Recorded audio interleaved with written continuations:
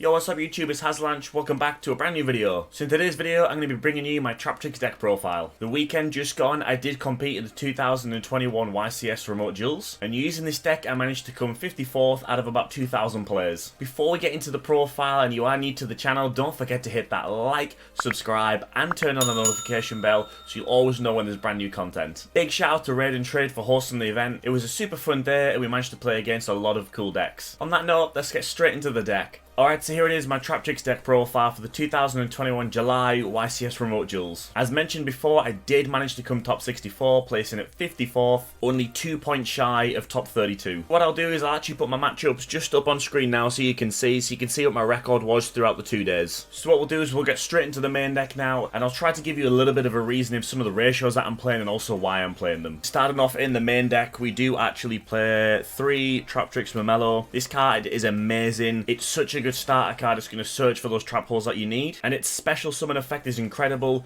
Now with the new Traptrix support that we do actually have, this deck now has unlimited back row removal. Being able to constantly summon back Momelo in the end phase and just destroy back row is super strong. The next monster we play is 3 Traptrix Mantis. This is a great searcher, a great starting card. This is going to help you get into the other monsters that you need. Most of the time when I did manage to summon this, I just went straight for Dianair. That means my follow-up turn, I'm always going to be able to deal some extra damage. I'm going to be able to set up even more incredible plays. That's it for the 3 ofs. Then just coming down, we have 2 Traptrix Dianair. I found 2 was absolutely fine. Never really needed the 3rd at all over the 2 days. Being able to recycle the traps from grave and being able to reborn the monsters from grave is also really good. And then for the last Traptrix monster, just as a one-off, we do play the new Traptrix Fasciculo. At first, I wasn't really too sure about this card, if it was a 1, 2, 3, or even if it needed to be played at all. However, I searched this card a lot this weekend. I managed to summon this card a lot, and I even managed to resolve the graveyard effect quite a few times as well, when those opponents did have those blowout cards and just destroyed all my back row. Going forward, I might contemplate putting this up to 2 for testing, but as it stands for now, I would probably just keep it as 1. It is a fantastic card. It's a great asset to the deck. So that's it for the Traptrix monsters. Moving on to the next monster, I play 3 Parallel Exceed. We want as many extenders as possible in this deck. We want as many free summons. One of the main reasons I actually played this deck this weekend is to avoid as many hand traps as possible. The only hand trap that really hurts this deck is Gamma, as it physically removes your Traptrix monster from the board so you can't get into Serra. However, opening up the Parallel Exceed allows you to dodge that without getting greedy for the effect for the normal summon. You can always go straight into Serra, make the Parallel Exceed, and even if they were to Gamma this, at least you've got the follow-up with the back row and the Serra. Being able to make a free Rafflesia instantly, and if you can follow this up with a Brigadine as well, it's highly unlikely your opponent's getting through the board. So that's 3 Parallel Exceed, and then the last monster in the deck, I did decide to play Dimension Shifter, so this was actually quite a late addition to the deck, but with a little bit of testing a few days before, I found that this was super needed, as I really did think there would be a lot of Tri-Brigade, a lot of Drytron here this weekend, and I was absolutely right, and this just completely shuts them down. This is such a good card. If you resolve in this, making a Serra and setting back row,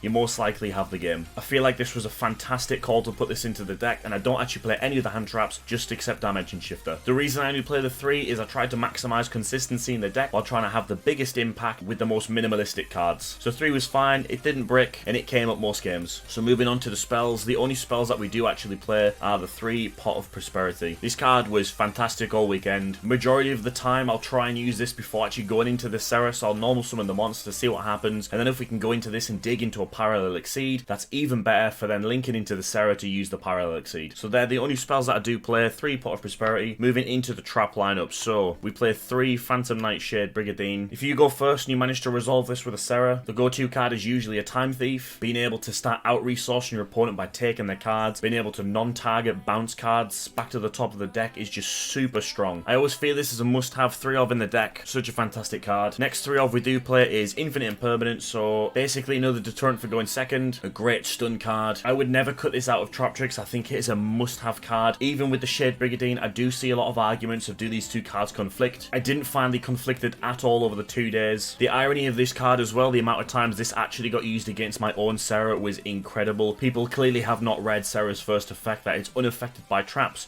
and even sometimes when you tell them, they still try and imperm it. Nothing happens, Serra triggers, and you just gain more advantage. So moving on to the next, we do play 3 Compulsory Evacuation Device. I've always been super invested in this card for Traptrix. I really like it. This was probably one of my most resolved cards this weekend. It helped me in most of my matchups. A lot of my opponents, when they started getting a little bit smarter, did try to just not activate anything and just punch straight over the Serra. That bounce back, that removal is super strong, and also gives me the advantage back to trigger my own Serra. Sarah. One of the other reasons why I do actually like this card is it's a card when you can just activate whenever you want. Overall, I think it's a fantastic card, and it really put the work in this weekend for me. Next up, the last three off, we do have Solomon's Strike. I play Strike over Judgment in the main, as I find going second, being able to set a strike, is so much better and has so much more impact than the Judgments do. This was super good against the Tri-Brigade matchup, and with the perfect timing in the Sky Striker matchup, one Solemn Strike and one Gravedigger's Trap Hole basically wins you the Sky Striker game. The only time I did find myself siding these out was for game 3 when I knew I was going first, when I wanted to maximise my consistency of seeing my side deck cards more. Then moving on to the 2-ofs, we played 2 Torrential Tribute. So I used to play 3 of these, however, trying to fit in 3 Dimension Shifter, I had to make some cuts. I was playing 1 Call by the Grave, I removed that. I removed the Torrential Tribute. I found that the Call by the Grave and the Dimension Shifter were basically the same thing for what I wanted them to do, but the Dimension Shifter was better because I could use them in both players' turns. I did find in testing that Torrential Tribute was the least impactful card in my deck. I did find that a lot of decks just had the resources to play around this, but over the weekend when I did manage to resolve this, it resolved perfectly. I probably wouldn't put the third one back in. I was quite happy with 2. I do like to keep my traps at 2 or 3 just so I can trap trick into them at a later point. And then moving on to another 2 of, we main deck the 2 Heavy Storm Duster. My deck isn't really designed to OTK, so the negative drawback of not being able to use my battle phase if I did use it my own turn is absolutely fine. I did go into this tournament thinking that a lot of Sky Striker players were going to be here, especially main in the Mystic Mine, which is why I decided to main 2 of the Heavy Storm Duster. Then the other 2 obs, we play the 2 Floodgate Trap Hole, and we play the 2 Gravedigger's Trap Hole. So these are the 2 of trap holes. I find these are generically the best. If you can hit a deck's normal summon at the right time and stop any follow-up play, it shuts the deck down completely. And the Gravedigger's Trap Hole putting in so much work against Tri-Brigade this weekend was unbelievable. I do play one more Trap Hole, and the last one I do play is Traptrix Trap Hole Nightmare. I did not used to play this card, however, with late testing a couple of days before the event, I found that this was something that was really needed. For me, this is a Solomon Strike that's searchable. You don't lose the 1500 life points, and I probably resolve this trap most games, if not every single game of the weekend. And then for the only other one-offs, we do play the 1 Traptrick and the 1 Imperial Order. Traptrick being able to search me any of those normal traps. And then finally the Imperial Order, obviously Sky Striker, I did think was going to be heavily played this weekend. This is really good against Tri-Brigade, Drytron. It basically just annihilates the meta right now. So those are the last 2 one-offs for the main deck. So moving into the extra deck, the first one so that we do play is Triple Traptrix Serra. This card is phenomenal. This is probably one of the best link ones in the game to date. When any normal trap card is activated,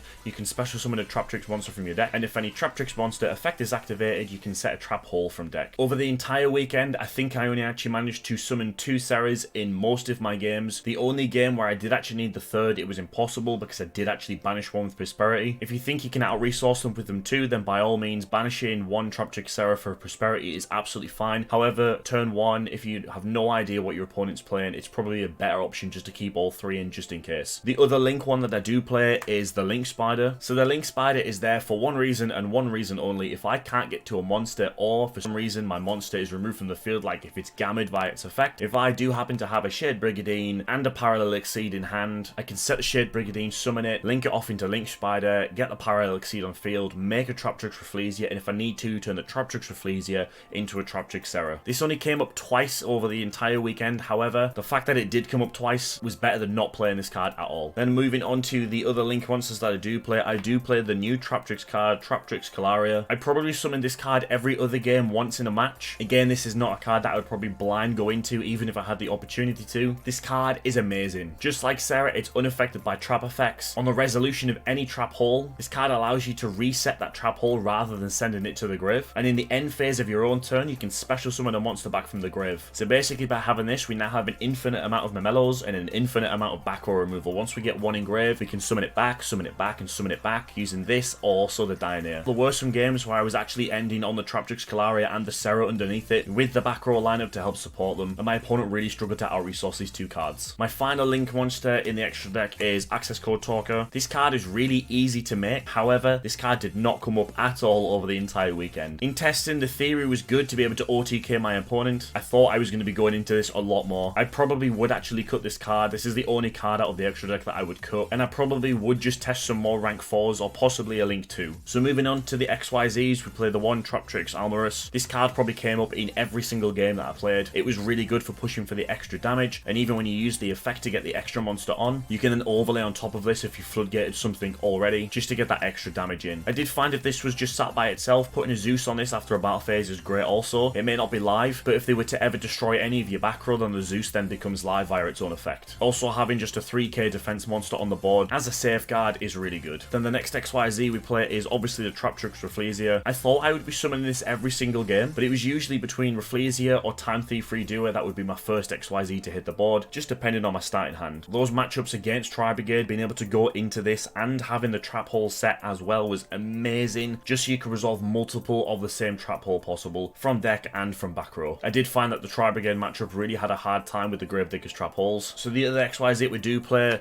Toolbox Engine, we play Time Thief, we play Abyss Dweller, and we play Baguska. I found the Time Thief Redoer was really strong as an offensive card. It managed to out-resource my opponent, taking cards that they needed. Having those traps underneath for those free bouncers, being able to remove itself and to draw cards was great. I probably only summoned Dweller once or possibly twice over the entire weekend, but definitely worth keeping in the extra deck. I would never cut this card. It was super strong, and Baguska put in so much work against quite a few decks this weekend. If people were managing to just outgrind me a little bit, I would play the Baguska. It would last 2 turns. 2 turns is enough for me to get my resources back to be able to start playing again, or you could turn this into a Zeus at a later point. My other 2 offensive cards were the Utopia and the Utopia of the Lightning. I did find if there was just a monster that was probably just a bit too big to be able to punch over is really good. Being able to dodge some of those effects that can happen either during the battle phase as well, thanks to the effective Utopia Lightning. If something's sent to the grave, this can basically bypass and just stop those effects. Being able to summon this to punch over a Dragoon if it's already used its negate effect, or even just a Baguska also, being able to summon Baguska to out that Dragoon was absolutely fantastic this weekend. I don't play Utopia Double. I think Double or Nothing is an absolutely trash card and you should not play it. This deck is good at out-resourcing, out-grinding your opponent, so you might as well try and maximize the consistency and keep it that way. The last 2 XYZs I play are Drill Driver. If you floodgated something, you can place this on top and you can do that extra damage. Its second effect did actually come up once this weekend where someone destroyed this and actually managed to summon back a Dianair, giving me back one of my trap holes, and it basically put me back in the game for the next turn, and I was able to take the win. And the last card being Zeus. I probably summoned this in about half my matchups over the weekend. This card was really good. Even using this sometimes as a defense monster on top of those out-resourced XYZs was still really strong if I didn't need to go into the Drill Driver. It forced my opponent to not destroy my back row, giving access to the Zeus player, so it just gave them something else to play around. So that's it for the extra deck. Moving on to the side deck for the weekend. In the side deck, I did play Twin Twister. I played 3 of these. When I was putting together my side deck, I wasn't really sure on what back row removal to actually play. I did find that I wanted to play something that was fast, more chainable than something like a Lightning Storm, and because I do have a lot of cards that actually reduce my life points down, I didn't really want to reduce them any more than I could, so I decided to go with Twin Twister over Cyclone, and this actually did help me quite a lot over the weekend. So 3 Twin Twister, and then my going second side card was Gadala, the Dust Kaiju. I was playing Gamma Seal, however, last minute change, I did decide just to put the Wind one in case of those barrier statue locks, in case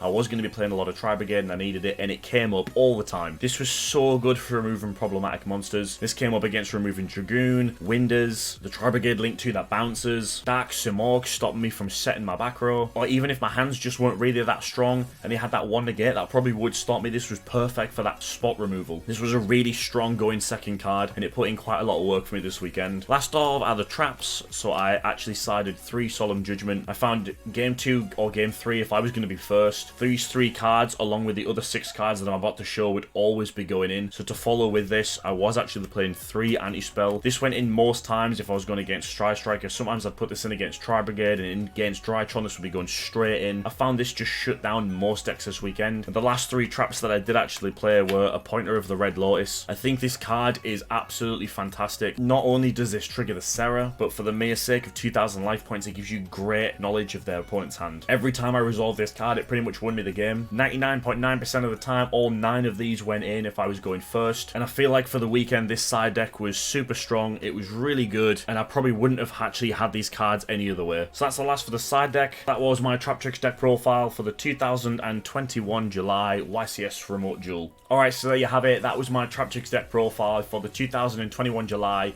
Remote Duel YCS. As mentioned at the beginning of this video, I had a lot of fun with this deck this weekend. I thought it was a great choice of deck to play, trying to maximize on consistency, and I feel like the traps that I did play worked really well in the deck and was really strong against my matchups. If you do have any questions at all about the deck, let me know down in the comments and I'll get straight back to you. And also, if you did enjoy today's video or you're just new to the channel, don't forget to hit that like, subscribe, and turn on the notification bell so you'll always know when there's brand new content. If you do want to see any of the deck profiles on the channel as well, be sure to let me know down below and I'll try and make them. On that note, I hope you all enjoyed the video and I'll see you next time.